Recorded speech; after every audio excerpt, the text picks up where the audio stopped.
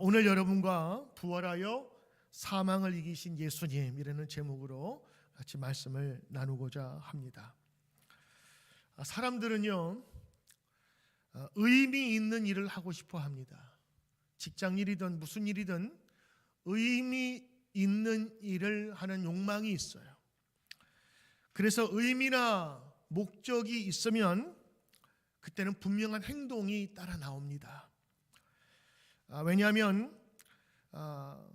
의미를 갖는 사람들은 반드시 그곳에 대한 정당성을 가지고 거기에 모든 것을 다 투자할 수 있어요.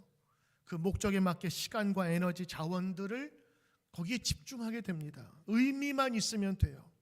그래서 어떤 사람은 의미가 있으면요, 자기 재산도 다 투자합니다. 의미가 있으면 목숨도 바칩니다. 나라 사랑에 대한 마음, 그리고 내가 이 내 목숨 한 목숨 바쳐서 나라를 세우는 것이 의미 있다고 생각하는 사람은 자기 목숨 정말 바쳐서 나라를 위해 헌신합니다. 가족을 위해 정말 이것이 가치 있는 일이라 생각하는 사람은 자기 장기도 띄워줄 수 있는 거예요. 의미 있는 것이 그만큼 중요합니다. 사람들은 자신이 하고 있는 일이 당연하다는 것을 넘어서 큰 목적이나 의미가 있기를 소원합니다. 호랑이는 죽어서 가죽을 남기고 사람은 죽어서 이름을 남긴다. 그 이름은 뭐냐면 의미가 되고 싶다는 얘기예요. 예수님의 부활 사건도 그렇습니다. 예수님이 수차례 부활을 말씀하셨어요. 왜? 이거는 의미 있는 일이기에 너희들이 알아줬으면 좋겠다 하는 예수님의 말씀이었는데 제자들은 개의치 않았어요. 그냥 지나가는 바람처럼 그냥 귓등으로 넘어갔습니다. 더욱이 자신에게 아무런 연관성과 의미가 없다고 생각하니까 예수님의 말씀이 귀에 들릴 리가 없었지요. 그래서 부활 사건 이후에도 제자들은 다 뿔뿔이 흩어졌습니다. 그런데 예수님의 부활 사건에 큰 의미를 가지고 의미를 둔 사람들이 예수님의 부활 이후에 조금씩 나타나기 시작했어요. 그리고 예수님의 부활에 대한 자신들을 향한 분명한 의미가 있음을 깨닫게 됩니다. 예수님의 부활 사건의 의미를 발견한 후에 사람들이 변하기 시작했어요. 변해도 아주 크게 변하기 시작했어요. 과연 이 부활하신 예수님의 사건이 있다 칩시다. 근데 그 사건에 어떤 의미가 부여되고 그것이 나와 어떤 연관이 돼 있는가를 살펴보는 것, 여러분 이건 신앙에 굉장히 중요한 겁니다. 초대교회 성도들과 제자들에게 과연 어떠한 영향을 주었길래 예수의 부활 사건이 그렇게 많은 사람에게 회자됐을까요? 예수님의 십자가와 부활은 어떤 영적인 신학적인 의미가 있을까요? 예수님의 부활이 어떤 의미가 있기에 초대교회 성도들은 완전히 변화되었을까요? 우리도 그 부활의 의미를 찾아봐야 되지 않을까요? 부활절은 그냥 지나가는 절기가 아닙니다. 한번 밥 차려 먹고 축하하는 절기가 아닙니다. 부활은 바로 기독교의 바로 중심이고 뿌리고 기본인 것입니다. 저는 이번에 올해 말씀을 준비하면서 해마다 제가 살펴봤던 설교라든가 또 다른 교회 목사님들, 유명한 목사님들의 설교를 쭉 한번 봤어요. 근데 참 부끄럽게도 십자가와 부활이 복음의 가장 중요한 내용인데 초대교회 성도들은 예수님의 십자가의 부활과 자신의 죄의 용서, 세례받고 부활하신 예수님을 찬양하는데 자기의 목숨과 온 인생을 걸었건만 요즘 현대인들은 그것이 해마다 듣고 자주 들으니까 너무 익숙하다고 그거 이제 그만 얘기하시죠. 물렸어요라고. 그래서 수많은 설교들을 찾아보면 마치 처세술, 어떻게 살아야 되는지, 무엇을 해야 되는지, 어떻게 말을 하면서 살아야 되는지 이러한 것들로 가득 차 있단 말이죠. 부활절은 그냥 한 주 부활절 설교하는 지나가는 날로만 생각했는데 그렇지 않더라고요. 우리가 다시 복음으로 돌아가기 위해서는 십자가의 베이스와 부활에 관한 분명한 고백이 없이는 이 성도라 할 수가 없는 것입니다. 십자가와 부활을 빼면요, 사람의 심장과 그리고 뇌를 뺀 거와 똑같은 거예요. 오늘 사랑하는 성도 여러분, 오늘 부활의 참된 의미를 여러분 찾으시길 바랍니다. 그리고 부활의 큰 원동력이 그 초대교회에 어떠한 능력을 주었는지를 살펴볼 때에 우리의 믿음이 다시 한번 복음 안에서 성장할 줄 믿습니다. 자, 그러면 예수 믿는 사람에게서 부활은 어떤 의미가 있는가? 어떤 의미가 있기에 우리에게 이것을 기념하고 기억해야 나가야 될까요? 첫째는 우리 성도에게 부활은 죄와 죽음에 관한 승리의 소식이라고 하는 겁니다. 부활은 죄와 죽음에 대한 승리의 선포예요. 죄는요, 우리 인간 경험에 아주 만연한 현실입니다. 누구나 다 죄에 오염될 수 있으며 그게 현실입니다. 그리고 그 영향력은 광범위하고 치명적입니다. 죄는 우리를 하나님과 멀어지게 만든 1등 공신입니다. 그리고 육적으로나 영적으로나 죽음을 초래하게 만듭니다. 그런데 예수님이 자신의 죽음과 부활을 통하여 이제는 죄와 사망이 너희에게는 소용이 없다라고 선언해 버리신 거예요. 예전에 우리나라를 식민 지배하던 그 나라가 있지 않습니까? 일본이 36년 동안 지배해 버렸어요. 이제는 대한민국 사람들의 국호도 잃어버리고 대한민국이라는 그런 나라 국민을 잃어버린 채 속국으로 살았단 말이죠. 그런데 해방이 되었잖아요.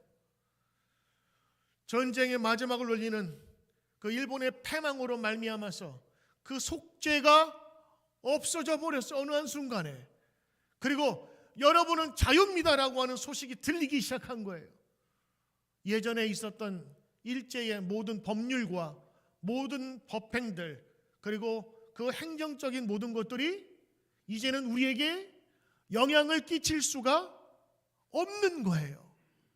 이제는 새로운 법이 우리를 지배하는 거예요. 새로운 법이 우리를 이끌고 나가게 되는 거예요. 여러분, 마찬가지로 그 이전에는 죽음과 죄에 대해서 아무도 거부할 수가 없었습니다. 그런데 예수님께서 부활하심으로 말미암아 이제는 죄와 죽음의 세력이 우리를 속할 수 없고 그리고 우리를 지배할 수 없다는 분명한 사실을 이제 공공연하게 선포하게 된 것입니다. 이게 여러분 부활 사건의 큰 의미라고 하는 것입니다.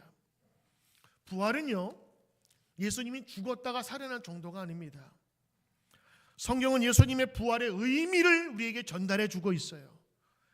예수님이 죽었다 살아났대라는 것이 아니라 그가 죽었다 살아나심으로 말미암아 우리의 삶의 변화와 의식의 변화가 어떻게 바뀌었는가를 우리에게 알려주고 있는 겁니다. 그것은 바로 예수님이 죄와 사망, 그것을 깨부수고 그리고 이기셨습니다라고 하는 선언인 것입니다. 사실 예수님의 제자들도 부활 사건을 믿지 못했어요. 예수님이 부활했다는 소식을 듣고도 제자들은 자신의 고향으로 뿔뿔이 다 흩어져 버렸습니다. 왜 제자들은 예수님의 부활 사건을 믿지 못했을까? 간단하게 세 가지. 첫 번째는요, 죽은 자 가운데서 육체적으로 부활한다는 생각이 그 당시에는 흔하지 않았습니다. 종교적으로도 여러분 믿지 않았어요. 유대교인들은 두 가지, 바리새파와 사두개파가 있잖아요. 부활을 믿는 파가 있고 부활을 믿지 않는 파가 있어요. 그것이 그래서 그 당시에 예수님께서 부활하셨다라고 하는 것을 감히 상상조차 못하는 사람들도 많았다고 하는 겁니다. 그래서 제자들도 부활에 대한, 육체의 부활에 대한 개념이 낯설었어요. 그래서 예수님께서 말씀하셔도 듣지 못했습니다. 두 번째는요, 제자들은 십자가에 못 박히시는 걸 보면서 마음에 동요가 된 거예요. 메시아로 여겼던 예수님이 허무하게 죽네? 아니 저렇게 죽으면 안 되는데 하는 그 분위기가 넓게 퍼지게 된 겁니다. 그래서 제자들도 두려워 도망가 버렸어요. 세 번째는 부활을 받아들이는데 현실적인 모습들이 있었습니다. 예수님이 십자가에 돌아가시는 것을 보았어요. 그리고 그 시신이 무덤에 갇히는 것을 보았어요. 그러다 보니까 예수님께서 다시 살아날 거야 라고 했던 그 말씀을 전혀 기억하지 못했던 것입니다. 이런 여러 가지 상황 속에서 제자들은 예수님의 죽음을 보고 부정적으로 회의적인 상태에 놓이게 됩니다. 그런데 말입니다, 부활하신 예수님이 이 사람 저 사람 그리고 제자들에게 나타나기 시작했고 그들을 만나기 시작했어요. 나 예수님 봤어, 나 예수님 만났어 라는 소식이 사람들을 통해서 들리기 시작했습니다. 그래서 예수님은 여러 증인에게 나타나셨고 부활하신 증인을 직접 만난 경험으로 결국 예수님을 부활을 믿는 사람들이 점점 많아지기 시작합니다. 여러분 잘 아시는 도마라는 제자가 있었잖아요. 그 사람은 의심이 많았어요. 제자임에도 불구하고.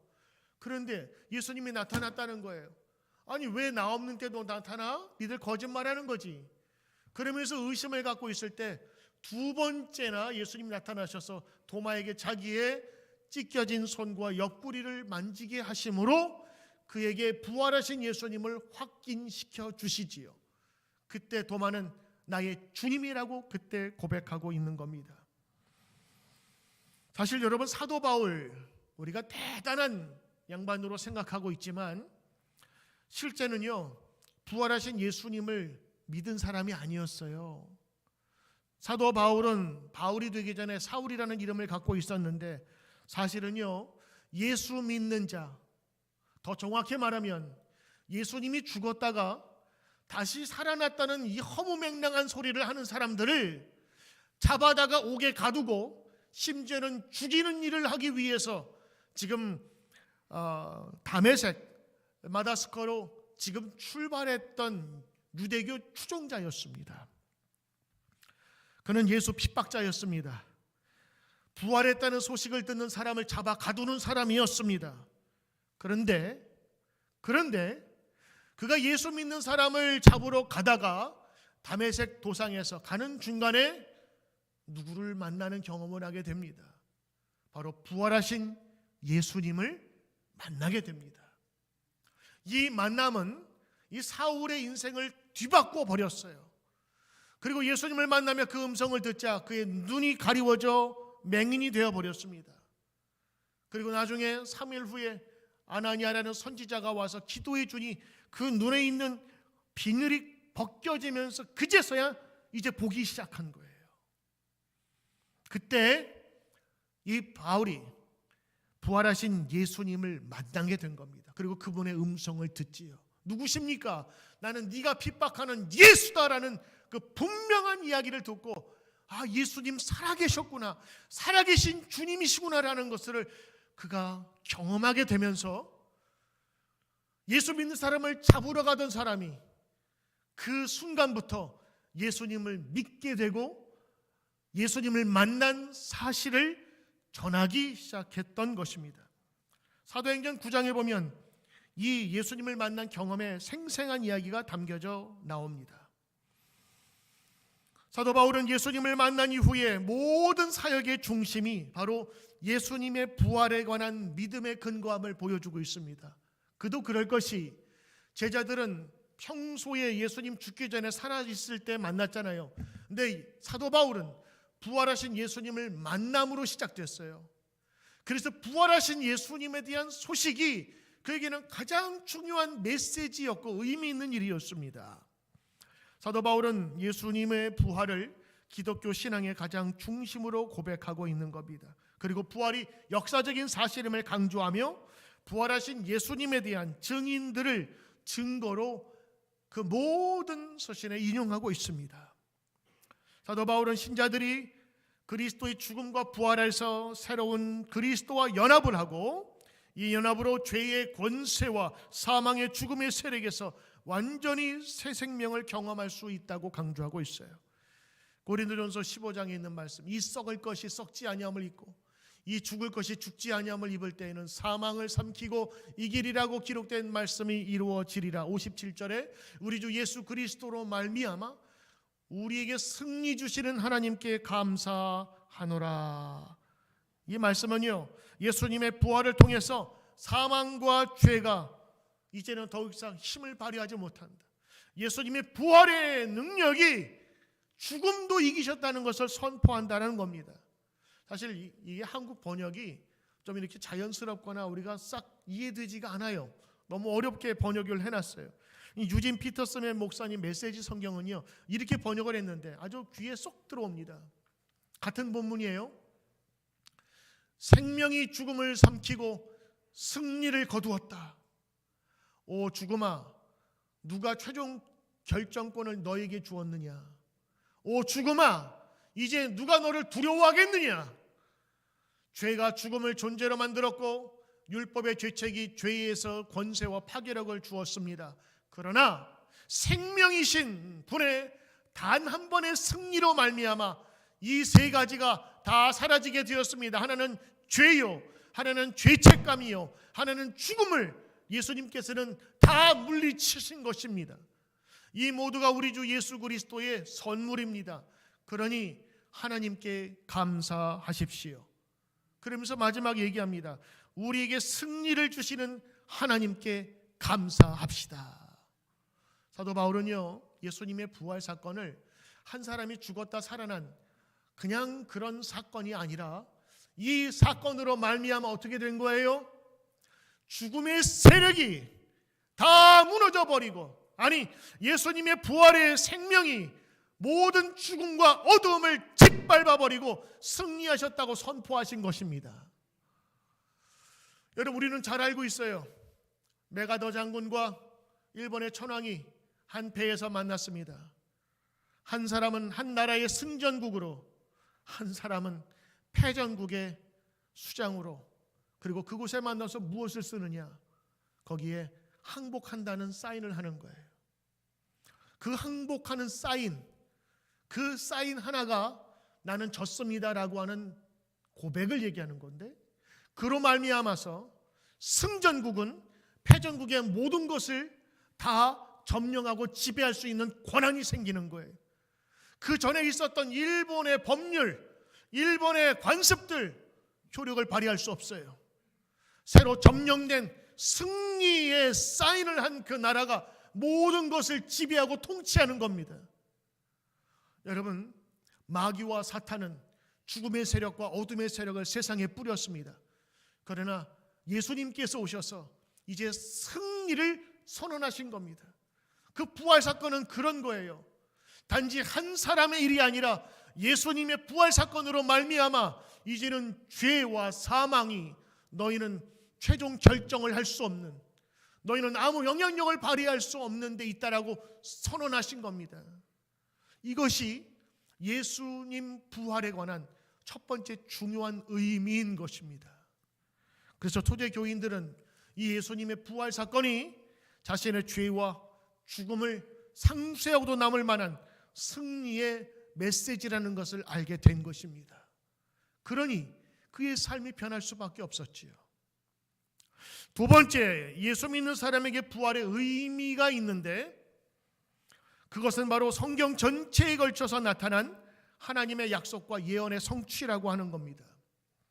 만약 어느 날 우연히 일어났다면 그건 특별한 사건이 아니겠지요. 선지자들은 죄와 죽음을 물리치러 오실 메시아에 대한 예언을 오랫동안 했습니다. 지금은 우리가 성경에 신약과 구약이 다 있지 않습니까? 근데 예수님 시절에는 신약이 없었잖아요. 오로지 구약은 하나님의 말씀 전부였습니다. 구약이 뭐냐? 옛날 약속이잖아요. 하나님이 이 세상에 메시아를 보내어 너희를 구원하여 주실 것이다 라는 그 메시아 사상이 그 당시에 가득하게 담겨져 있었습니다. 예수님께서 이 세상에 오실 때 그분을 메시아로 여긴 사람이 많지 않았어요. 메시아라고 하니까 유대교 지도자들이 예수를 죽인 거 아니겠습니까? 그런데 오늘 예수님께서 죽으셨어요. 그리고 다시 사셨어요.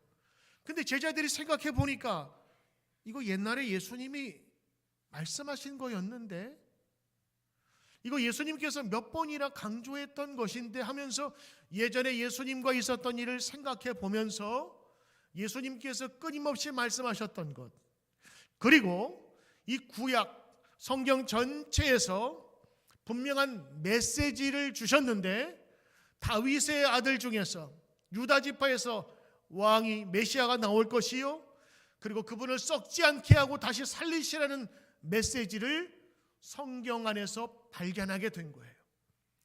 몰랐던 것인데 다시 기억을 하면서 의미가 새롭게 덧입혀지게 된 거예요. 그래서 사도 바울은 이 부활을 성경의 분명한 예언이 이루어졌다고 보고 있는 거예요. 그 근거 중에 하나가 고린도전서 15장 3절 4절인데, 내가 받은 것을 먼저 너희에게 전하였노니 이는 성경대로. 사도 바울도 지금 자기가 성경에 대해서 능통한데 자기가 생각을 해보니 이건 성경대로 된 것이구나. 그리스도께서 우리 죄를 위하여 죽으시고 장사되신 바 되었다가 성경대로 사흘 만에 다시 살아나서 알게 된 거예요. 이 부활 사건은 그냥 사건이 아니라 이미 하나님께서 플랜을 다 해놓은 것인데 우리가 몰랐구나라고 했던 겁니다. 곧 예수님의 부활이 성경에 따른 것입니다. 사도 바울은 안디옥 회당에서 설교합니다. 이게 사도행전 13장에 나오는데 거기에 34절에 이런 말씀이 있어요. 쉬운 성경으로 말씀드립니다. 하나님께서 그를 죽은 자들, 예수를 죽은 사람들 가운데 살리시고 다시는 썩게 하지 않게 하셨는데 이렇게 미리 말씀하셨습니다. 뭐라고? 다윗에게 약속하고 거룩하고 확실한 복을 내가 너희에게 주겠다. 그것이 예수 그리스도요, 예수 그리스도가 죽었다 다시 살아나리라. 이게 성경에 기록되어 있음을 사도 바울이 안디옥에 있는 교인들에게 얘기한 거예요. 여러분, 예수님은 하나님의 계획에 의해서 이곳에 오셔서 죽음을 물리치시고 이기신 분이 바로 최초의 열매인 것입니다. 사도 바울과 초대교인들은 바로 예수님의 부활이 인류를 향한 하나님의 구원이심을 알게 되고 의미를 찾기 시작했어요. 예수님도 자기 스스로 이 부활에 대해서 말씀을 하셨답니다. 제자들이 기억을 못하실 뿐이었어. 마태복음 16장 21절에 반드시 죽임을 당하고 제3일에 살아나야 할 것을 제자들에게 비로소 나타내셨어요. 마가복음 8장에 똑같습니다. 인자가 많은 고난을 받고 장로들과 제사장들과 서기관들에게 버림받아 죽임을 당하고 사흘 만에 살아나야 할 것을 비로소 그들에게 가르치시니, 예수님은요 자기가 죽었다가 다시 살아날 것을 제자들에게 끊임없이 많이 얘기를 했습니다. 제자들이 그것을 경험을 못했기 때문에, 그리고 귀담아 듣지 않았기 때문에 그냥 흘려버렸던 것이지요. 그러나 예수님은 그것이 하나님의 계획임을 알려주셨던 겁니다. 그 후에 제자들이 생각나기 시작한 거예요. 예수님의 부활은 거저 이루어진 것이 아니라 예수님께서 이미 말씀하셨는데 왜 우리가 그걸 몰랐지? 그렇습니다. 그러하기에 예수님의 부활은 의미가 있는 것입니다. 약속하셨고 그것이 이루어졌기 때문인 것입니다. 세 번째, 우리 믿는 사람들에게 예수의 부활의 의미는 무엇일까요? 바로 그것은 그 부활은 하나님의 권능과 영광을 나타내는 것이기 때문에 그렇습니다. 부활은요, 인류의 가장 강력한 적까지도 정복할 수 있다는 하나님의 능력을 강하게 보여주는 것이었습니다. 궁극적으로는 하나님의 목적을 거스릴 수 있는 것이 아무것도 없다는 것을 우리에게 보여주고 있어요. 역시 여러분, 유진 피터슨이라는 목사님 아실 겁니다. 기독교 유명한 저술가입니다. 그의 저서에서 예수의 부활에 대한 얘기를 해요. 어떤 의미가 있느냐? 첫째, 예수님의 부활은 하나님의 능력이 우리에게 나타난 것이고 하나님의 사랑이 우리에게 현시된 거야. 그게 눈으로 보이게끔 나타났다고 하는 거예요. 그는 부활이 하나님이 멀리 계시거나 멀리 있지 않다는 것을 보여주는 증거라고 했어요. 그래서 이 세상에 멀리 계시지 않고 우리의 개인적인 삶에 구체적이고 적극적으로 관여한다는 사실을 보여주는 게 부활이라고 하는 거였어요. 두 번째, 여러분, 필립 얀시는요, 기독교 유명한 저술가인데 그의 저서 내가 결코 알지 못했던 예수라는 책에서 부활을 이렇게 얘기합니다. 예수님의 부활로 말미암아 역사의 흐름을 바꾸었습니다. 그는 부활이 예수님의 주장을 입증하고 하나님의 아들로서의 정체성을 확인케 한 거예요. 여러분, 예수를 믿지만 예수님께서 하나님의 아들이라고, 예수님께서 메시아라고, 예수님께서 구세주라고 고백하지 못하는 사람도 있습니다. 그냥 예수를 성자로 보시는 분도 있어요. 그러나 분명한 것은 이 부활로 말미암아 하나님의 약속된 것이 이루어졌고, 분명한 것은 이 부활 사건은 예수님의 하나님의 아들이심을 증거하는 증거라고 보게 된 것이에요. 그래서 이 필립 얀시는요, 부활이 예수님을 주장하고 입증시키는데 가장 중요한 역할을 하며 기독교 신앙의 기초라고 말하고 있는 것입니다. 여러분, 이 하나님의 능력을 어떻게 표현할 수 있을까요? 이렇게 비유하면 좋을까요? 작은 씨앗이 있어요. 이 작은 씨앗을 땅에 심으면 나중에는 싹이 트고 줄기가 서서 자라면서 엄청나게 크게 자라 가지가 뻗고 거기에 수많은 새들이 들어와서 그리고 가을이 되면 열매를 거두는 큰 나무가 될 것을 누구는 봐요? 농부는 봐요. 그런데 어린아이들은 이 씨앗을 보면서 씨앗만 보는 거예요. 이미 이것을 경험하신 많은 어르신들이나 농부들은요, 씨앗의 가치를 알아요. 그래서 여러분, 아무리 흉년이 들어도 씨감자, 씨앗은 먹지 않는 거예요. 왜? 이 씨앗을 통해서 엄청난 양의 음식이 나오니까. 농부는 이 씨앗을 보면서 큰 나무를 본다고요. 어린아이는 못 봐요.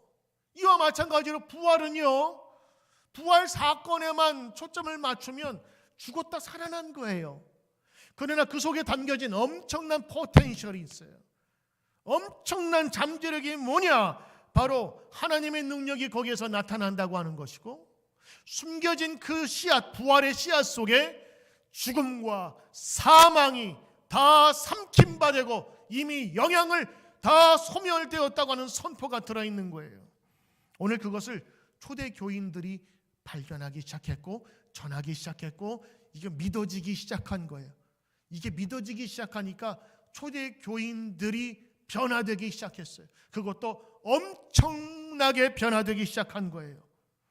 예수님께서 죽기까지 하나님의 뜻에 순종하신 결과로 예수님은 높임을 받으시게 되고 그 부활 사건은 하나님의 능력을 드러내고 하나님께 영광 돌리는 사건이 됐어요.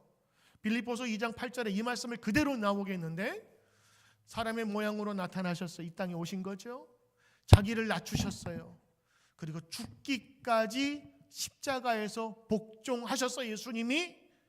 그래서 곧 십자가에서 죽으심이라. 끝난 줄 알았는데 이러므로 하나님이 그를 지극히 높여서 모든 이름 위에 뛰어난 이름을 주셨어요. 그리고 하늘에 있는 자들, 땅에 있는 자들, 땅 아래에 있는 자들로 모든 무릎을 예수의 이름에 꿇게 하시고 모든 입으로 예수 그리스도를 주, the Lord, 주라 시인하여 하나님 아버지께 어떻게 해요? 영광을 돌리게 하셨느니라. 예수님의 십자가와 부활은 결국 하나님의 능력을 나타내고 하나님께 영광 돌리는 사건이 되었다는 것을 그들이 찬양하기 시작했어요. 그래서 수많은 예수님에 대한 칭호가 나오죠. 오늘 찬양한 것처럼 왕의 왕, 예수님은 어린 양, 예수님은 성전에 여러 가지 그 모양을 담아서 표현을 하고 있는데 바로 그것은 우리 주님이기 때문에 할 수 있는 그런 고백인 것입니다. 예수님의 부활을 통해서 하나님의 능력과 영광이 드러나기 시작했어요. 그러므로 여러분, 예수님의 부활은 부활 그 자체만으로 끝나는 게 아닙니다. 초대교인들은 거기에 의미를 찾았고 의미를 부여하기 시작했어요. 그리고 나와 어떤 관련이 있는지를 살피면서 그들의 신앙적인 기초로 삼았다고 하는 겁니다. 그렇습니다. 예수님의 부활의 씨는요, 죄의 권세를 이긴 하나님의 능력이었습니다. 예수님의 부활은 인간의 죽음과 사망에서 승리케 한 선언이셨습니다. 예수님의 부활은 성경의 약속을 성취하신 것입니다. 예수님의 부활은 하나님의 영광과 능력을 보여준 위대한 사건이었습니다. 예수님의 부활이 자신에게 분명한 의미가 된 이후에 그들은 하나님의 계획이 있음을 알게 되고 초대교회 성도는 변하기 시작했습니다. 제자들은 변했습니다. 지금도 마찬가지입니다, 여러분. 우리가 예수를 믿는 것, 복받기 위해서 믿는 거죠. 맞아요. 예수 믿으면 행복해집니다. 영혼을 알게 되고 우리를 구원하신 참된 진리를 알게 되기 때문입니다. 그러나 여러분, 이 세상에서 돈 많이 벌고 잘 되고 이런 것이 우리의 복의 목적이 아니지 않습니까? 그건 덤으로 주는 하나님의 축복입니다. 예수의 부활의 의미를 알게 되면 성도는 반드시 변화되게 되어 있습니다. 우리는 죽음 가운데, 사망 가운데 있을 수 없음을 우리는 성경을 통해서 압니다. 만약 성경에 부활하지 않았다면 우리의 소망의 근거는 십자가로 머무는 겁니다. 다 죽음 아래 있는 거예요. 그러나 죽음에서 우리는 다시 한번 승천하시고 부활하신 예수님을 바라보면서 우리도 같은 소망을 얻게 되는 것입니다. 부활의 소망은 우리 성도가 반드시 마음에 새겨야 될 것입니다. 그러면 우리 부활을 믿는 성도들에겐 두려움과 낙심 가운데 있을 수 없습니다. 고난은 있을지 모릅니다. 그러나 패배는 없습니다. 낙심은 있을 수 있습니다. 그러나 우리에게 절망은 없습니다. 새 소망으로 우리에게 채워주시기 때문인 겁니다. 저주와 어두움의 그늘에 속한 백성들이 이제 환한 영광의 빛 가운데 서게 될 것을 우리는 다시 알기 때문인 것입니다. 그래서 지금도 이런 연으로 모든 교회와 성도들이 부활절을 가장 중요한 절기로 생각하게 된 것입니다. 여러분, 한번 제가 질문 하나 드릴까요? 여러분의 생각은 부활절이 더 커요? 성탄절이 더 커요? 부활절이 더 크게 여겨져요? 성탄절이 더 크게 여겨져요? 100이면 100 성탄절이라고 얘기합니다. 왜? 성탄절은 선물도 주지요. 괜히 25일이면 뭐 일어날 것처럼 그냥 뭔가 그냥 그 기대와 꿈을 갖고 연말에 그 기대 부흥의 그 캐롤과 함께 막 해가지고 막 마음이 들뜨잖아요. 무언가 아무것도 안 일어나면서. 근데 부활절은요, 정말 기독교의 중요한 사건이고 우리 신앙의 근본임에도 불구하고 그냥 절기 행사로 지나가 버려요. 부활절 칸타타, 부활절 계란 삶고 나눠주기, 에그 헌팅, 어느 순간에 그냥 지나갔는지 모르게 쑥 지나가면 그 다음부터는 또 인간적인 세속적인 주제로 설교하고 말씀 가운데 나쁘다는 게 아닙니다. 그러나 여러분, 초대교회 교인들은요, 이 십자가와 부활 사건으로 자기 인생에 바뀐 것을 경험하고 그동안 죽음이 전부인 것처럼 여겼던 그들에게 산 소망이 있고 살아날 수 있음을, 예수님께서 죽음을 이기신 첫 번째 열매라고 하는 것, 이제 우리 차례라고 하는 사실을 기억하면서 저들이 목숨까지도 순교할 만큼의 변화가 초대교회에 있었다는 사실을 기억해야 되는 겁니다. 제가 여러분 시리즈로 말씀드린다고 그랬죠. 첫 번째는 예수님의 역사적인, 이것이 진짜냐 가짜냐, 역사적인 사실이 있느냐. 두 번째는 오늘 정말 이것이 우리에게 의미가 있느냐는 거예요. 어떤 의미가 있느냐. 이제 여러분 다음 주에 만약에 여러분에게 말씀드릴 것은, 그렇다면 이것이 이런 의미가 있고 역사적인 사실이라면 오늘을 사는 나에게 어떤 의미가 있느냐, 그리고 나에게 어떤 힘을 제공해 주기에 이 믿음으로 살 수밖에 없는가, 그리고 그 어떤 사람이, 그 어떤 인간이 하나님 그 품속에서 변화되었을 때 그 사회와 가정이 바뀌는지를, 실제적인 역사를 여러분과 함께 나눌 것입니다. 부활신앙은 실제합니다. 그리고 지금도 우리에게 큰 힘이 되며 능력이 되는 것입니다. 부활신앙은 선포입니다. 죽음과 사망이 물러간 것입니다. 하나님의 약속이 이루어진 겁니다. 하나님의 영광과 능력이 우리 가운데 드러난 사건으로 우리가 의미가 되고 의미를 부여할 때 이 사건은 결코 놓칠 수 없는 하나님의 신비요 귀한 능력이 될 줄로 믿습니다. 기도합니다. 하나님, 예수님의 부활하심으로 그냥 다시 살아난 정도가 아니라 분명한 죄의 권세의 이기심, 약속의 성취와 하나님의 능력을 보여주는 사건임을 믿습니다. 오늘 이것이 의미가 되어 우리 가운데 전해졌사오니 오늘도 예수님의 부활을 마음에 담아 귀하신 예수님 닮게 하옵소서. 예수님의 이름으로 기도드리옵나이다. 아멘.